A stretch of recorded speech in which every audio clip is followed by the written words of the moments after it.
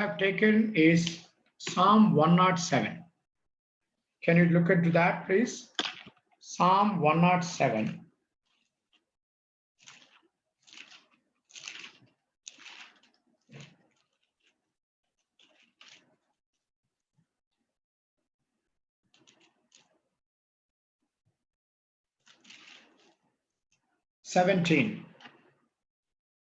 Telugu or English? English, Anna. That's good. So Psalm 107 from 17 to 22, I am reading. Some were fools through their sinful ways, and because of their iniquities suffered affliction. They thought they loathed any kind of food, and they drew near to the gates of death. They cried to the Lord in their trouble.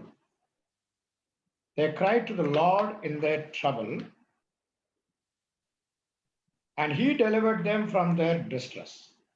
He sent out his word and healed them and delivered them from their destruction. Let them thank the Lord for his steadfast love, for his wondrous works to the children of man, and let them offer sacrifices of thanksgiving and tell of his deeds in songs of joy. So here we are talking, today's topic is the problems at different stages of life. What are the problems we get different stages of life? It's not one day's job. As a student, they have some problem. As a worker, we have an employee, we have problem. And a businessman has their own problem. Employee has a problem. Employer has a problem. And if somebody says, if you say that there is no problem, you have a heavy problem. Because he could not even identify that he has a problem. And that's a very dangerous sign. So there is a lot of problems and pain that we face and a lot of dangers that we will be facing through. So maybe as you grow more in age, you have more chances of speaking and experiences. So today, my topic is, what are the problems, how to solve it? And here I have taken this text because if you observe the text, you will have 5 P's. 5 P's. So today, please understand 5 P's and I'll be talking on that. First P is problem. When we get a problem, we have to pray. Second P is prayer. When we pray, God gives a provision and a solution. He will definitely solve it. Provision. And fourth P, can you guess it? That's none other than praise. Praising him. Having got the provision, we should not keep quiet. We need to praise. And lastly, proclaim his greatness.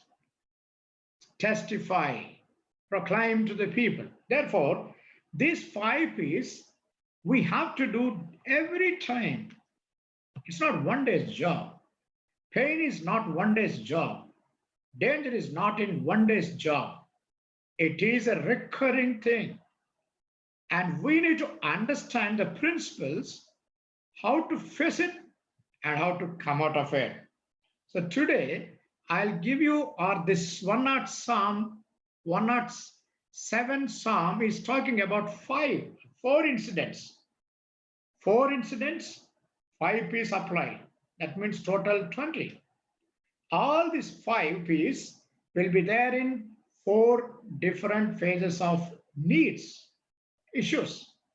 So therefore, I'm going to talk with my experience and experience of David and God's people, and what are the phases that I have gone through and how I have come out and we are coming out, we need to come out.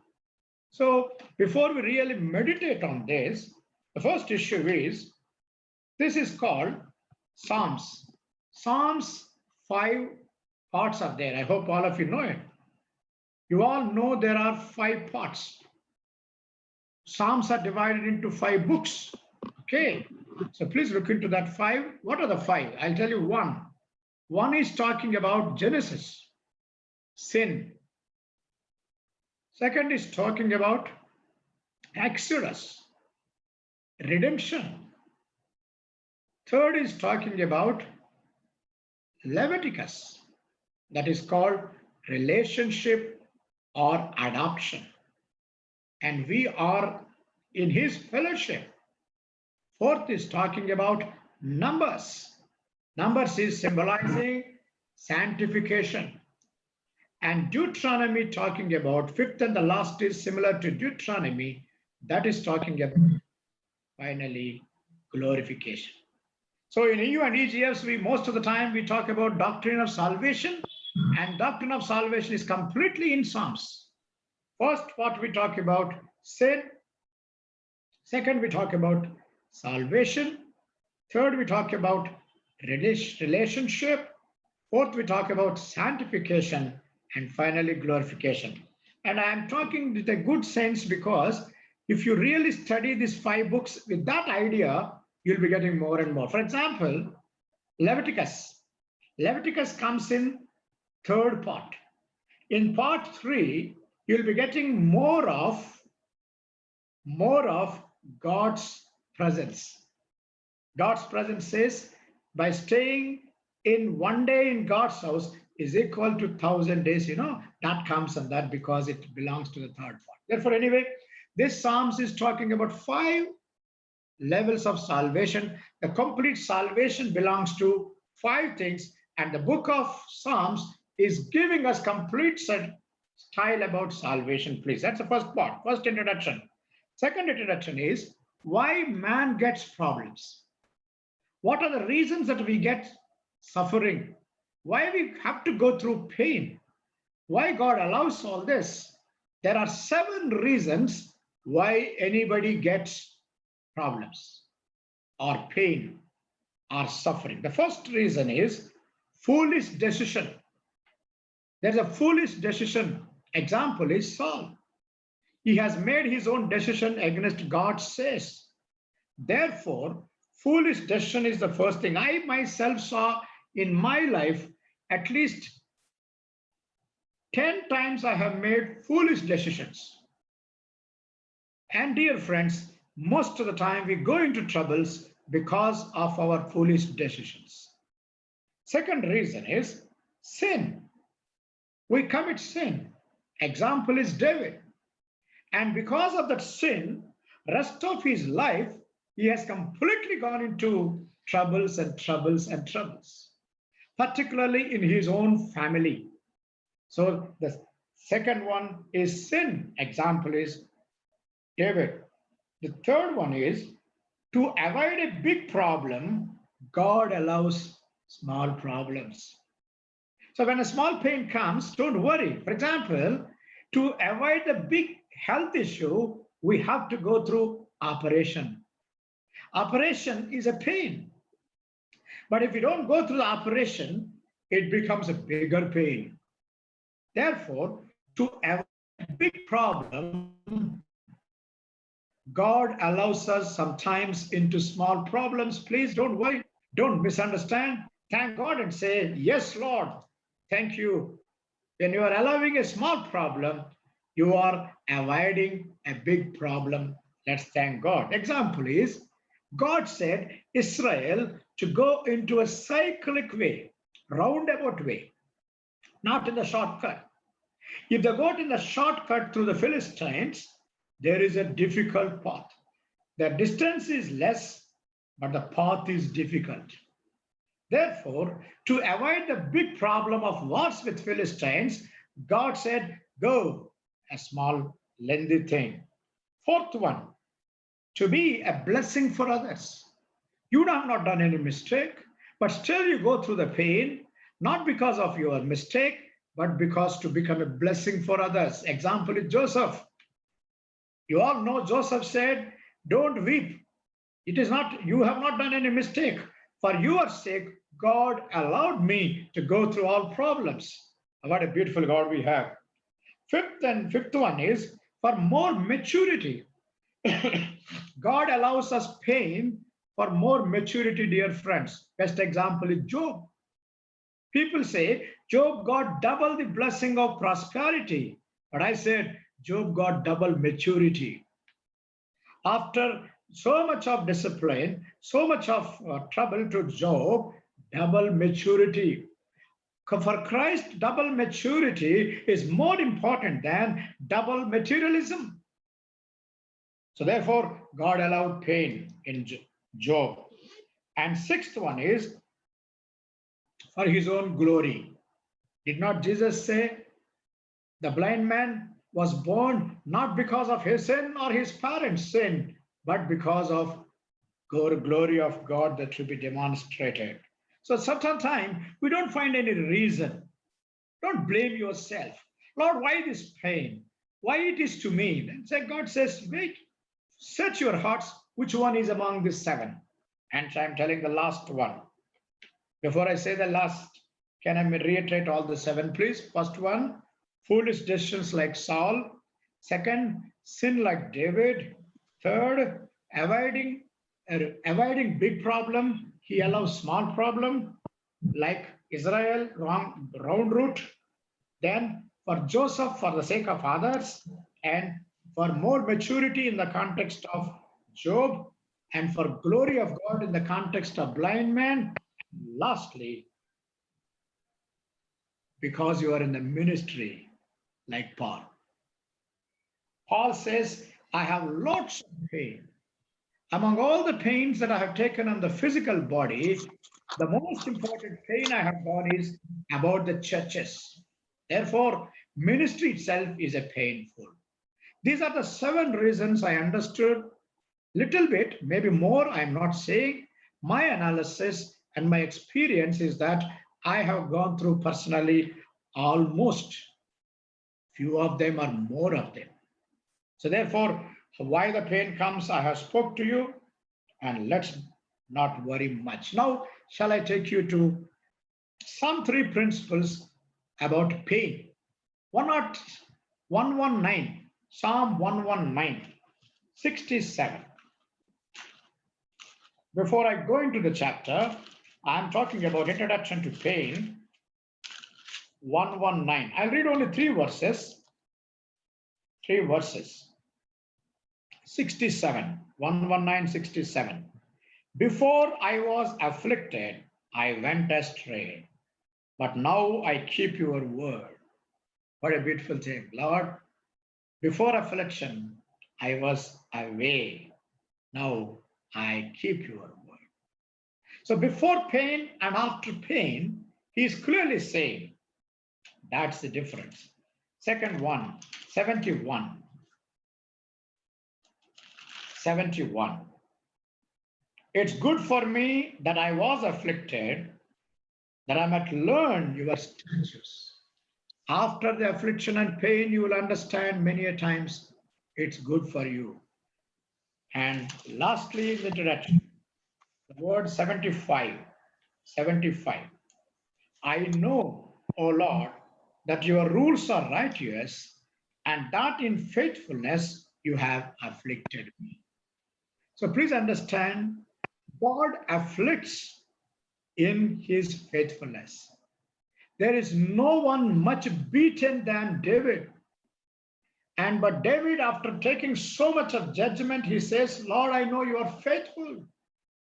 And that's the introduction to the pain. Now I am back to you for the real topic. 107 as introduction is over. Now shall we go into this thing? First introduction. Let's start from the beginning. 107, please. First verse. Oh, give thanks to the Lord, for he is good, for his steadfast love endures forever.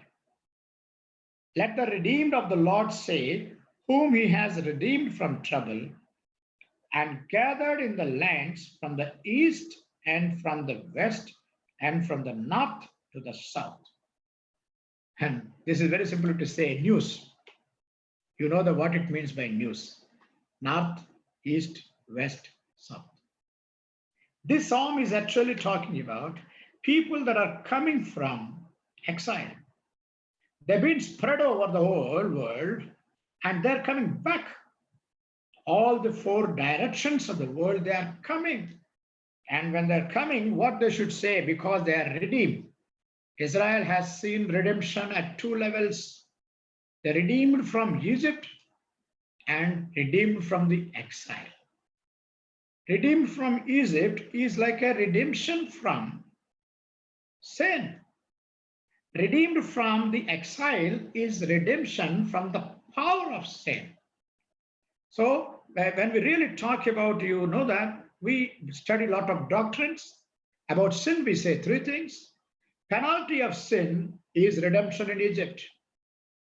Power of sin, that is every day, that is redemption from exile. And the presence of sin, we are going to be redeemed, is going to come, and that is presence of sin. Therefore, they are saying they're coming from different places, and the redeemed should say two things. What are the two things? God is merciful and God is graceful. Dear friends, we need this mercy, we need this grace. And everything that a human requires, only these two things. What is first? Mercy. Mercy says he is eligible for penalty, withhold the penalty. Grace says go forward to bless him. So mercy initiates the blessing. Grace upgrades the blessing. Whatever the penalty that we are supposed to get, mercy of God says, don't go. And we are not eligible to be in the ministry. We are not eligible to be in God's thing. And all the uneligible things or ineligible things for which God gives, for example, gifts of God. Gifts of God is grace. Therefore, the redeemed say, let the redeemed say that they have a taste here. Now I'm going to give you four issues. Actual topic coming now slowly. I have divided the chapter into four parts. If you really see, this is like a song. This song has a chorus. The chorus is beginning of chorus is grace of God, mercy of God. And the extra chorus are the extension of the chorus. We always taught that. Then what is that? Grace of God will be there every time. In all the four cases I have divided, you know why? Because 4 times they have repeated this. Please enjoy that at home after I stop my meditation. Now shall we go into the details? The first one, 4th verse to 9th verse is one part. 4th to 9th, one part. What is that? I'm reading. Some wandered in desert waste, finding no way to a city to dwell in. Hungry and thirsty, their soul fainted within. Then they cried to the Lord in the trouble, and he delivered them from the distress. He led them a straight way till they reached a city of dwelling. Let them thank the Lord for his steadfast love, for his wondrous works to the children of God, for he satisfies the longing soul, and the hungry soul he fills with good things. No, I'm talking about, I titled this as Problem of Destination. The first problem, I am going to talk about 4 Ds. 4 Ds I am going to talk. First thing is destination. They're all coming from different parts of the world. They're seeking for just a destination. What is that it says? They said, place to live. What a nice thing. They're not asking for a job. They're not asking for business.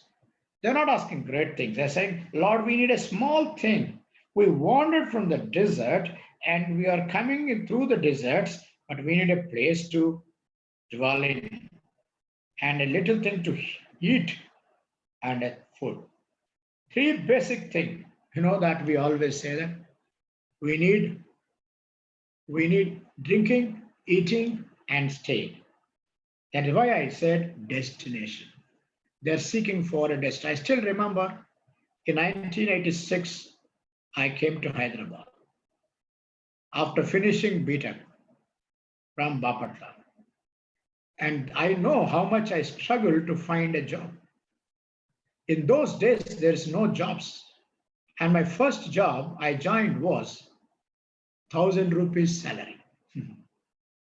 1,000 rupees. My salary for month, not per hour. Per month it is 1,000 rupees. Even for that 1,000 rupees, I searched for 1 month. I know how I was struggling, how what I am going through. Still, I remember. So, therefore, when we are seeking for something, my problem with young people today is they don't take up a small job. That 1,000 rupees, 33 years back, now I don't want, I need not say it became how much now. It's not the money we need, it is the experience we need. And they're asking God, God, I need a destination. I am traveling a long distance. I need some place to stay, something to eat, something to do. So, dear friends, they're asking for destination. But what he did, and he has satisfied them. And therefore, they are very thankful and help, talking to God and say, thank you, Lord. Again, this, as I said, for every problem, he gives a solution. But the beauty is, cry to the Lord. When we get some problems, please don't just worry about yourself. Cry to the God. You see, sixth verse. They cried to the Lord in their trouble.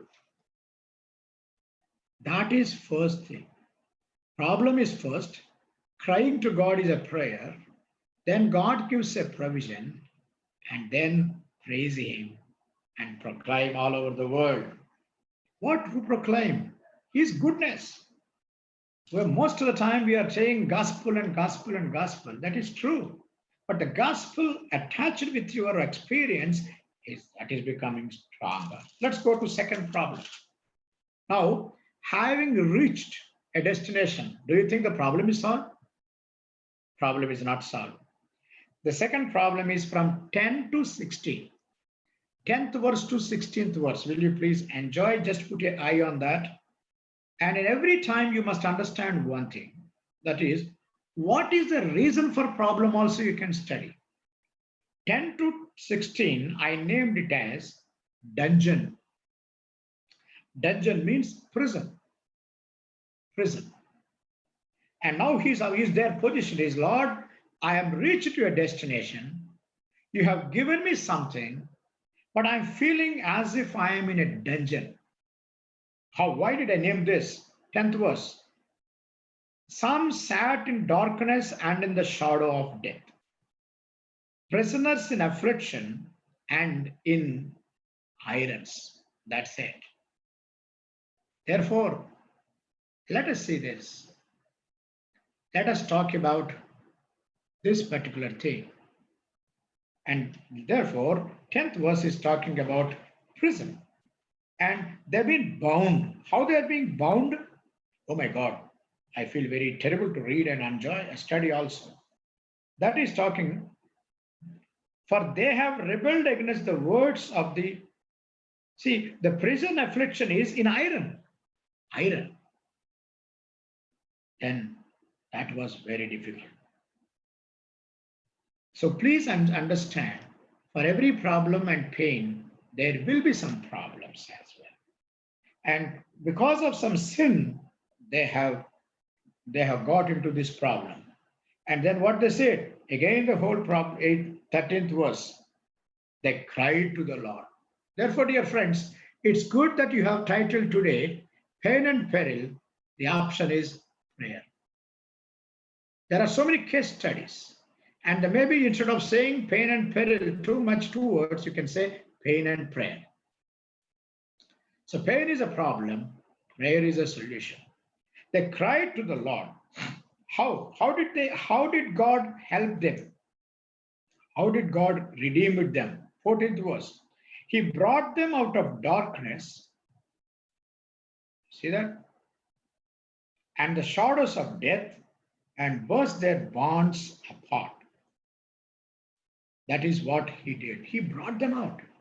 They were in a darkness. Dear friends, once we get a job or once we get some issues being solved, don't think problem is solved. And first problem is destination. Second problem is a dungeon. Dungeon means the, how you are feeling. You are in home, but you are inside. But the problem of dungeon is not solved. How did he solve it? 16th verse. What are the ways that he solved it? 16th, enjoy please. For he shattered the doors of bronze and cuts in it to the bars of iron. Oh my God. Here, 16th. For he breaks, I'm also reading from here, for he breaks down the gates of bronze and cuts through the bar of iron. What's happening here? Two things. He says, door is made up of iron, and the bolt is door is made up of bronze, and the bolt is iron. Who will take us? If it is ordinary wood, somebody can come and take you out because you're feeling like a dungeon. Lord, I cannot live. I'm feeling as if I'm in a dungeon. And the problem is severe because the door is made up of bronze. If somebody takes something to hit it, it's a bronze bubble. How can you hit it? Indirectly says it needs a lot of powerful strength to bring you out. So therefore, when the problem comes, there is a lot heavy, powerful God we need. That is how he redeemed them. And therefore, once again, they said, we prayed, God given a provision, and we praised him. This is second experience. First is destination. Second experience is dungeon experience. Third experience. 17 to 22.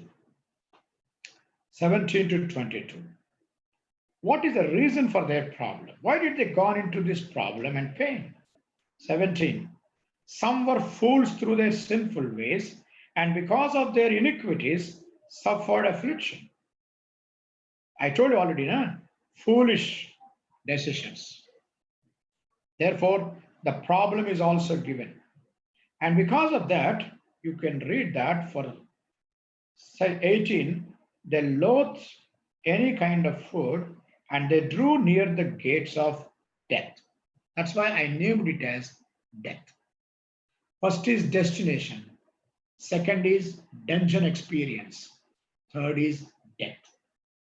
So then you can say, my door is open, my gates are open, I am outside the problem. And then the problem says, this man says, Lord, earlier we are at that gate of dungeon, but today we are at the fear of death. Dear friends, fear of death is a very dangerous thing, very dangerous. And fear of death they have got. And what they're saying very clearly, they said, Lord, we are at the gates of death. Indirectly say, Lord, that gate you removed, that you gate you opened, but this gate, how can you open? It's not seen. I am going to that gate, but this death, nobody goes to death. Death will come to them. It is a very serious problem. It frightens us. I still remember in my student days, when I was doing my intermediate and all that, before conversion, I thought of committing 3 times suicide. And I thought, waste of life. Then I thought, okay, somehow before conversion, okay. But the initial days of my Christian life also, fear of death did not leave me. Earlier, I thought, death, I will go to death before conversion. But after conversion, I was in the tension, death will come to me. Horrible thing. You will not believe me. Nobody is believing also if I say my experience. Can I tell the silly experience I have? I was staying in a room. By that time, I was converted. The only difference between before conversion, after conversion is, before conversion, we go to death. After conversion, death will come to us with a frightening experience. Then I was staying in a room. The room was very close to railway track. And when the train comes, I used to feel dug inside. There is a dug on this. The sound is going, then here inside. Then what's the fear? The fear says the train may not come to you. You may go without your knowledge and die there. You don't believe me, dear friends. I used to, whenever the train comes and the sound of the train comes, I used to go inside, put a bolt inside. And student, everybody used to think, why he is putting the bolt inside? Because without my knowledge, I may go out. See, the fear of death is so much at every level. Thank God, we got a great victory on death because of Christ. According to 1 Corinthians 15:57, thank the Lord who has given the victory of the resurrection is not for himself, is for us. So death, fear of death comes, and they got the fear of death. But how did God help them? 20th verse. 20th verse. He sent out his word and healed them and delivered them from their destruction. He sent out his word and healed them and delivered them from their destruction. Therefore, when the unseen problem, death is not a seen problem. For an unseen problem, he did not do anything. He did not send people. He did not send anything. He has sent his word. Dear friends, word is more powerful than works of any man. Word is more powerful than works of any man. And therefore, they came out of that dungeon and that death experience, he helped them. Again, they worship the Lord. And let's go to the last point, fourth one. The fourth one is 23 to 32. 23 to 32. What exactly it mentions is, the more highlight I gave in was, the more highlight I taken, the verse I have taken in this. 26. They mounted up to the heaven. They went down to the depths. Their courage melted away in their evil light. This I named it as distress. Distress. This is basically experience of a businessman. It's not a job actually. Why? Because they went down in the sea and go up in the air means businessman. So there's a very big businessman also will have a lot of problems. And 28, I named this one. 28 is the reason why I named. Then they cried to the Lord in their trouble, and he delivered them from their distress. So therefore, my last title is distress. First is destination. Second is dungeon. Third is death. Fourth is distress. Distress is day-to-day affairs. We get pressure, work pressure. Sometimes you see, now everybody thinks there's no work and there's no job. I think most of the employees are comfortably at home. But managers are very tension. People like us, who are the principals, we are in more tension. Why? What decisions to make in this disastrous thing? What happens? How to take care of the employees? Though I am not the owner, but there's involved. In software companies, in the recession, they have a grown problem. There's a big distress. So as we go higher, we get a lot of distress. What to do? How to do? How to solve? What to help? So when we go through a lot of problems, again, we don't need to worry because God is there. Again, the problem is distress. Prayer is to come out of distress, and provision is He took out of the distress. Praise Him and proclaim His glory. And that's why there is a destination that God helped even in distress, that is means inside. Distress is more of a mental tension. And and most of the businessmen will have a lot of distress. Business means busyness. If you are so much busy, we call businessmen, and they get a lot of losses. Profits are heavy, losses are heavy. Profit will take them to pride, losses will take them to distress. But God is there even to take care of this kind of issues. And now I am concluding. Let's conclude the point. What is the conclusion? Is there a hope for us? See, when you are searching for jobs, please, I'm telling you,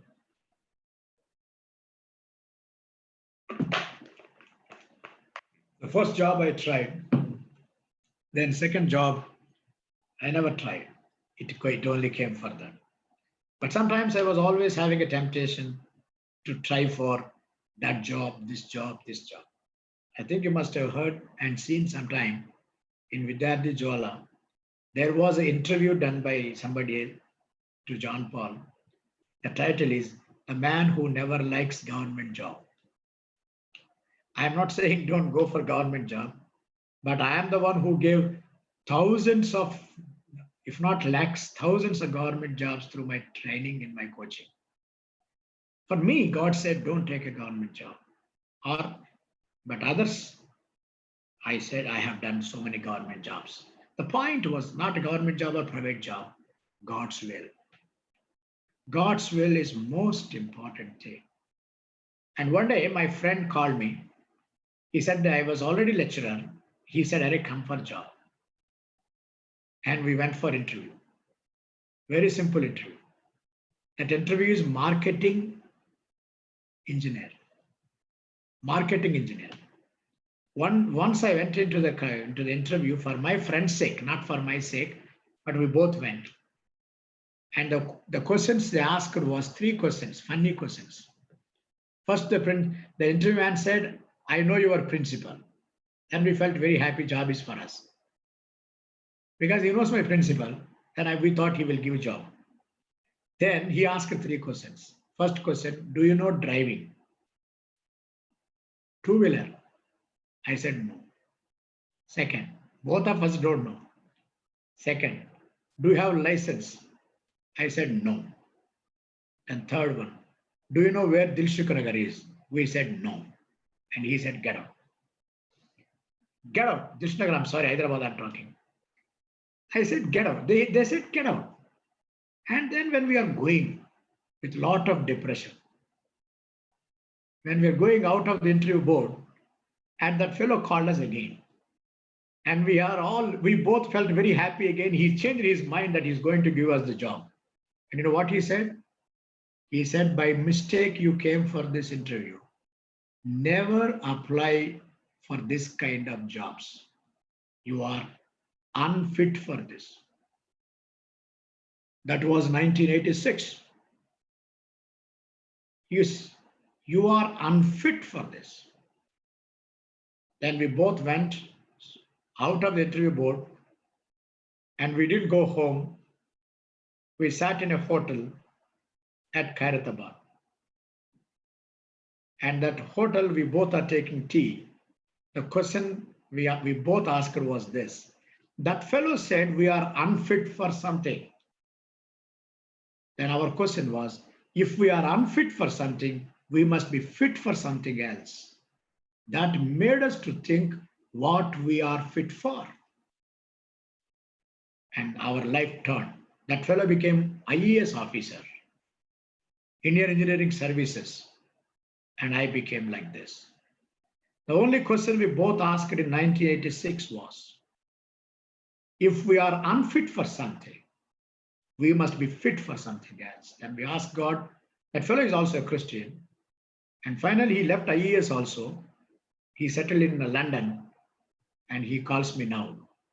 The point was, when we go to some places, some jobs, don't worry.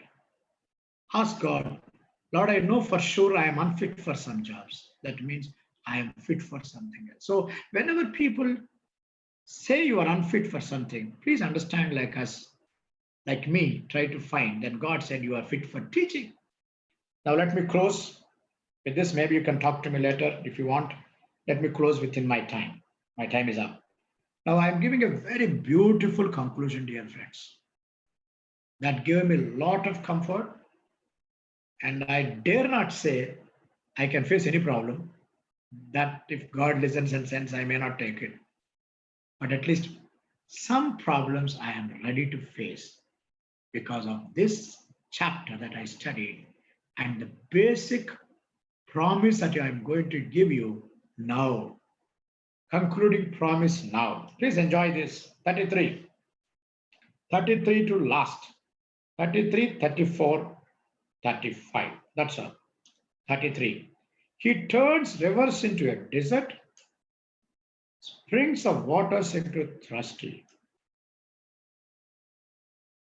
rivers into desert, a fruitful land into a salty waste because of the evil of its inhabitants. He turns a desert into a pool of water, a parched land into springs of water. And now, what do you understand? The point is for them, for the worldly people, and for you as child of God. You are all in the prayer also in the starting time. I heard your prayer. And you're all working and waiting for jobs. I'm giving a very beautiful, great promise that I really enjoy even today. Two important things. 33 is for them. 35 is for you. 33 and 34 is for them. 35 and all other verses is for you. What is that? For them, river will become a desert. A fertile land will become a salty land. For you, rivers. The desert will become a river, and the salty wasteland will become a good land. And dear friends, can I tell you a very great secret of blessing? There is a thin, unseen layer drawn between you and unbelievers. There is a thin, unseen layer of blessing. You see, you rub your shoulders with some unbeliever. For him, whatever good things became bad, for you, same bad things will become good. The whole idea was it is basically talking about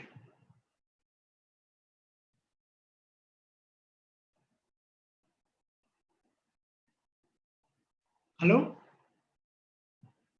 Okay. It's basically talking about opposite things. Can I tell you the one single word? Because you are opposite with them, opposite things are happening to you. But my challenge and request to you is be opposite with them. Don't shake hands with them. If you are with them, you'll be lost with them. If you are opposite with them, opposite things are nothing but blessings. May God help you. And this great promise, a thin, unseen layer of blessing, whatever happened, a blessing to bad things as a blessing to you will be as opposite for them. And therefore, let us all enjoy this last verse and read 43. 43. It's good, all of you read it. Whoever is wise, let him attend to these things.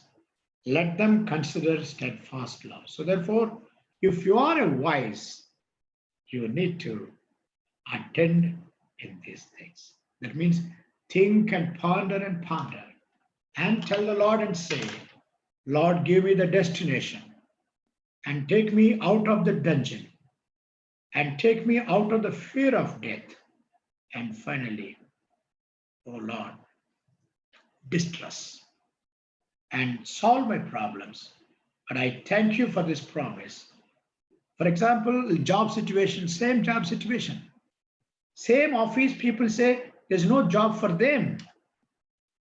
For you, they'll say yes, because of 32, 33 is for them. 34, 35 is for you. Where there is something lacking, you find it.